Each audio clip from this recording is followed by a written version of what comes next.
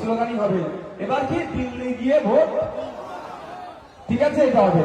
তার আগে একটা কথা বলবো, নবান্ন চোর চোর চোর চোর চোর চোর চোর চোর চোর চোর চোর